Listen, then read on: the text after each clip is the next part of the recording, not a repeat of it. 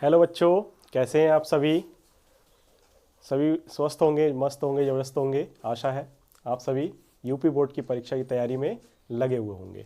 आइए, आज हम आपके लिए केमिस्ट्री कक्षा 12 की केमिस्ट्री विषय का पहला चैप्टर विलयन लेकर आए हैं, जिसमें पढ़ेंगे आज हम विलयन और उसके प्रकार के बारे में। देखिए, विलयन क्या होता है। विलयन दो या दो से अधिक पदार्थों के समांगी मिश्रण को विलयन कहते हैं, जैसे नींबू पानी, सोडा वाटर, चीनी और जल का घोल, नमक और जल का घोल आदि। समांगी से यह तात्पर्य है ऐसे पदार्थ जो कि उनके अवयव जो हैं वो एक समान होते हैं। ठीक है, आइए अगले हम पढ़ते हैं। विलयन के दो घटक होते हैं, जिसमें पहला घटक होता है विलेय और दूसरा घटक होता है विलायक। अर्थात विलेय और विलायक मिलकर बनता है विलयन, यानी विलेय प्लस विलायक बराबर विलयन। जैसे चीनी को अगर हम जल में मिलाते हैं तो हमें विलयन मिलता है शरबत। यहाँ पर चीनी हमारा विलेय हो जाएगा और विलायक जल हो जाएगा, और इस प्रकार हमारा जो विलयन बनेगा उसे हम कहेंगे शरबत। यहाँ पर विलेय की मात्रा कम होगी और विलायक की मात्रा अधिक होगी, इस प्रकार हमें शरबत मिल जाएगा। ठीक है, आगे हम बढ़ते हैं विलयन के प्रकार के बारे में। विलयन को दो आधारों पर विभाजित किया जा सकता है।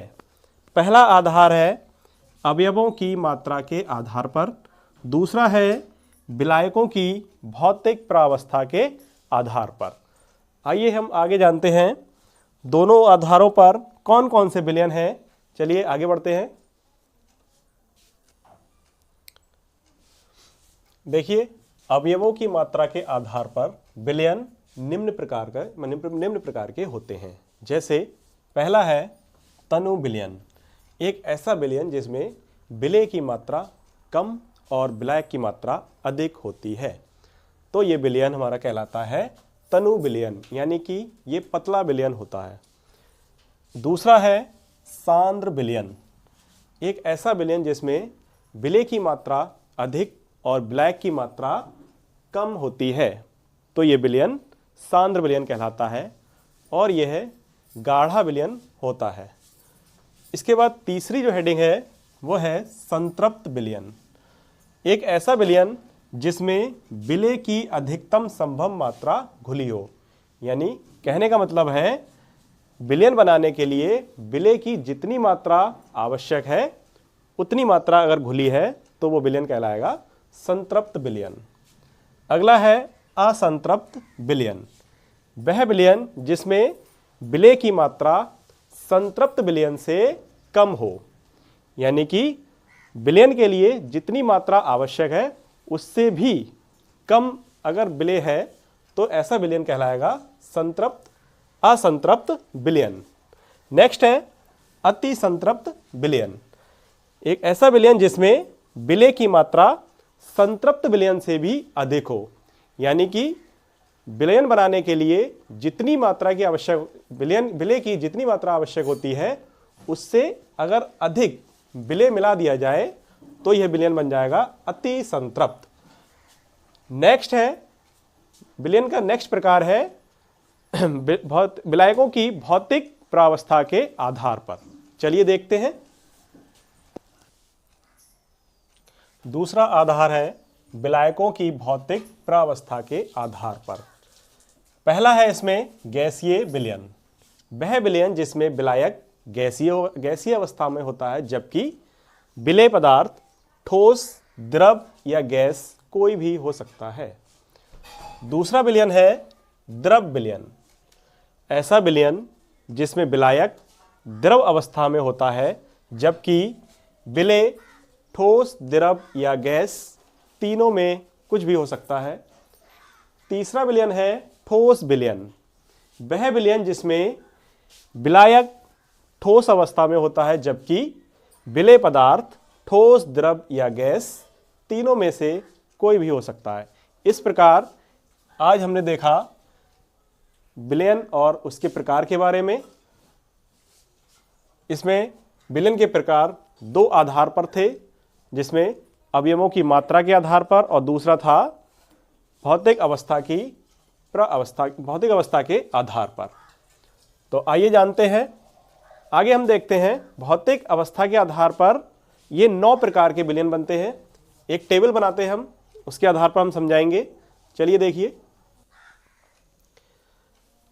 विलेय तथा विलायक की भौतिक प्रावस्था के आधार पर कुल 9 प्रकार के विलयन होते हैं। आइए हम इसे सारणी के द्वारा समझते हैं।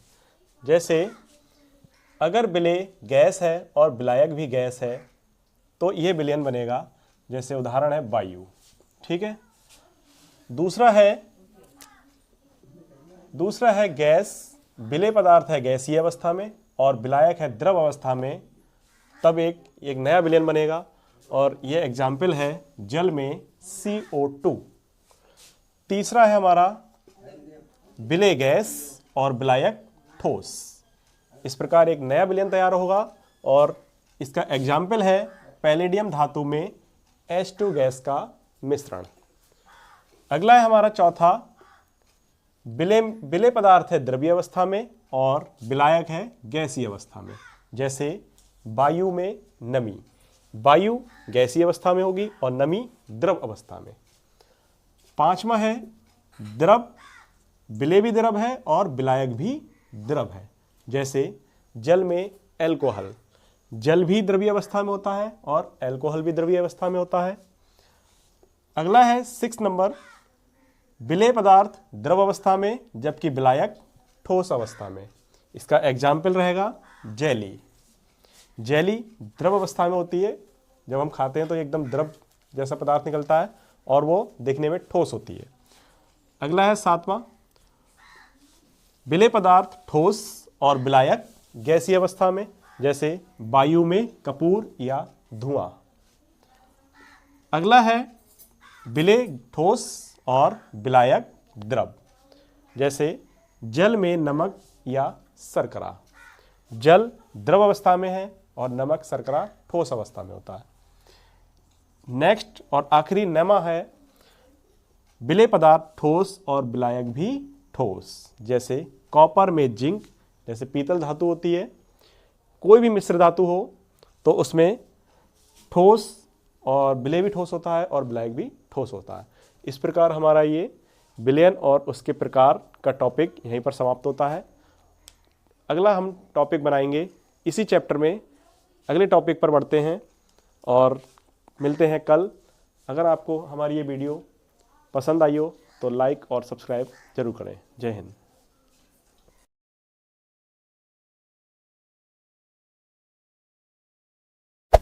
Hey there. Subscribe to my channel. And also press this bell icon.